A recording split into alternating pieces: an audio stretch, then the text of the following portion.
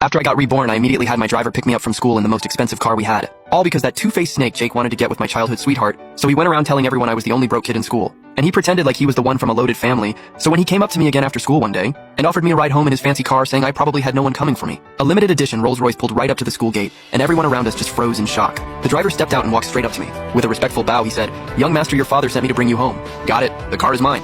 And the other guys standing nearby were all completely stunned. Wait, how is Ryan actually Ryan Goo, and who exactly is Ryan Goo? How does his family roll up in something like that? Tyler, you and Ryan are tight. Do you know what his deal is? Right then? Tyler felt like someone had smacked him hard across the face. Like he had just taken an invisible slap. He could not shake off a limited edition Rolls Royce. How much money do you even need to afford something like that? Tyler quietly clenched his fists. By then I was already in the car, and through the rearview mirror I spotted Tyler's dad pulling up. But after what I just pulled off that car of his was nothing but an appetizer, and his ride could not compete at all. My driver noticed I was acting differently than usual, and could not help but speak up.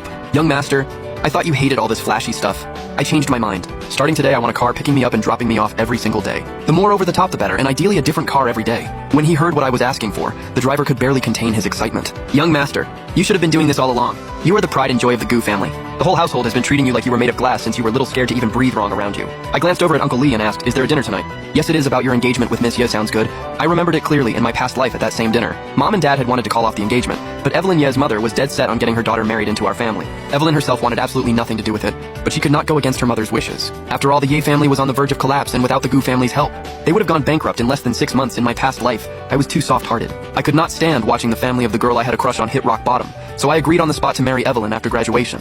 But I was not going to be that stupid this time around. Soon the car pulled up in front of the Four Seasons Hotel. I stepped out and immediately spotted Evelyn just arriving at the entrance. She had deliberately hung back outside and waited for me, and once I walked toward her, she spoke in a cold, flat tone. "Ethan, I am warning you, I do not like you, and I am not marrying you." "Same here." The moment I said that, Evelyn's brow furrowed hard. She had always known about the little crush I used to have on her. It was obvious to anyone. Literally everyone could tell I was into her, even though I never said it out loud, and she never bothered to call it out because she had zero interest in me. So hearing me say I did not like her and did not want to marry her threw her off. Evelyn let out a cold scoff, figuring I was just acting out after getting rejected. Just my ego throwing a fit inside the private dining room. My parents were already seated, and since Mr. Ye had passed away years ago, only Mrs. Ye was there to represent their side, Evelyn, and I had barely stepped into the room. When Mrs. Ye rushed over and grabbed my hand all warm and bubbly, "Oh Ethan, look at you. You have gotten so slim since the last time I saw you. Even more handsome too." I remembered exactly how calculating Mrs. Ye could be. Back then, after I married Evelyn, she went straight for my assets. She'd already started scheming over what she could get from my marriage to Evelyn even before the wedding happened. And later she lived out her golden years comfortably off the money I had brought into the Ye family, then had the nerve to show up dressed to the nines at Evelyn and Tyler's wedding. Looking at Mrs. Ye's overly eager expression, I pulled my hand back. "Mrs. Ye, I have actually put on 10 pounds since we last met. Why do not we all just get down to business tonight, seeing how cold I was being?" Mrs. Ye looked visibly flustered, and Evelyn beside her was clearly annoyed. "Ethan, how do you talk to my mom like that? I was just telling the truth." "Evelyn, what are you getting all worked up about?" Faced with my pushback, Evelyn let out a sharp scoff. "Ethan, cut out the spoiled rich boy act. I know you look down on our family. Fine. We were reaching above our station. If you do not want to go through with this, just say so." Mrs. Ye grabbed Evelyn's arm and shook it frantically. "Evelyn, what on earth are you saying?" Their family had fallen on hard times, and without the Goo family's support, how were the two of them supposed to rebuild the Ye family name on their own? Evelyn was not hiding her frustration at all. "Mom, stop trying to hold me back. Everything I said is true." Sure enough, my parents' expressions shifted completely. If they had been keeping up basic civility before, they could not even fake a smile anymore. So this was how Evelyn had always seen their son. "It sounds like your daughter has no interest in marrying my son either. I think we should just call this off. Mr. Goo, please, she is just young and does not know what she is saying. Do not take it personally. I will have Evelyn apologize to Ethan properly, and besides, Ethan has always been so fond of her. I am sure these two just had a little disagreement." "Ethan, honey, is that not right?" Mrs. Ye looked at me with desperate eyes, and I just answered her calmly. "Actually, ma'am, you have it wrong, Evelyn, and I have always just been childhood friends, nothing more." And just now outside, Evelyn already made it very clear to me. She told me she does not like me and absolutely will not marry me, and I feel exactly the same way.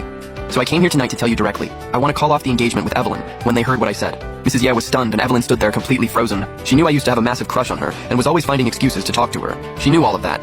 So how could I possibly be agreeing to call off the engagement just like that? My parents were just as blindsided. I had always been so stubborn about this. They had spent so long trying to talk me out of going along with the Ye family's plan, and I just would not listen. So why had I suddenly changed my mind? "Ma'am, let's skip dinner tonight. It would probably be best if our two families kept some distance going forward."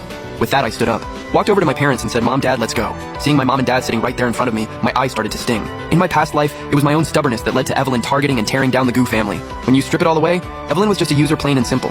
In my past life, my parents did so much for her family. But once the Ye family came out on top and Evelyn had power and status, the first thing she did was go after the Goo family, because Evelyn had a massive ego, and a petty heart too. She had always felt deep down that my parents pushing me to marry her was an insult to the Ye family, and charity thrown in Evelyn's face, so once she got power, she could not wait to destroy the Goo family and wipe out what she called her humiliation. A woman like that did not deserve a single thing from the Goo family. When we got home for dinner, I made up my mind to start losing weight, and my mom did not say much. She quietly carried a plate of food in and set it in front of me. When I saw the steamed vegetables and shrimp on the table, I was caught off guard, and my mom looked at me with gentle eyes. "You still have to eat even when you are watching your weight. Starting tomorrow, I will have the housekeeper put together a proper meal plan for you." My eyes got watery before I even realized it. Mom and Dad are here, and that is all that matters. Going through everything in my past life, I finally understood how precious family really is. I used to be so insecure about my weight that I completely took my parents' love for granted, and went looking for warmth from people who never deserved that from me. Thank you, Mom. I kept my head down and ate my vegetables bite after bite. I made myself a promise. 3 months. That was my deadline to get this weight off. The next morning I was dizzy from hunger, but when I stepped on the scale, I had dropped 5 pounds overnight. I was happy, but I knew it was just water weight. Losing weight takes real consistency, and I could not afford to get sloppy about it. At school, I had a luxury car dropping me off and picking me up every single day, and the other students were absolutely green with envy. I had just settled into my seat when Tyler walked over and slid a box of chocolates onto my desk. Thinking back, I was not actually that heavy when I was younger, even though I had my insecurities. But then I started gaining weight out of nowhere, and at the time I figured it was just stress. It was only later that I realized something was off, because the timing lined up perfectly with when I first met Tyler. On top of luring me in with food, he had probably been slipping something into what I was eating to make me gain weight. Hey, do not even worry about it, man. I know this diet thing has been rough on you. One little piece is not going to hurt anything. He said that while literally pushing the whole box of chocolates into my hand.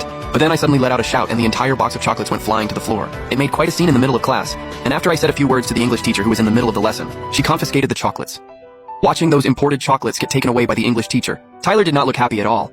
Losing the chocolates was the least of it, because those chocolates had something inside them. From where I was sitting, I watched Tyler's little scheme fall apart, and I leaned back and settled in.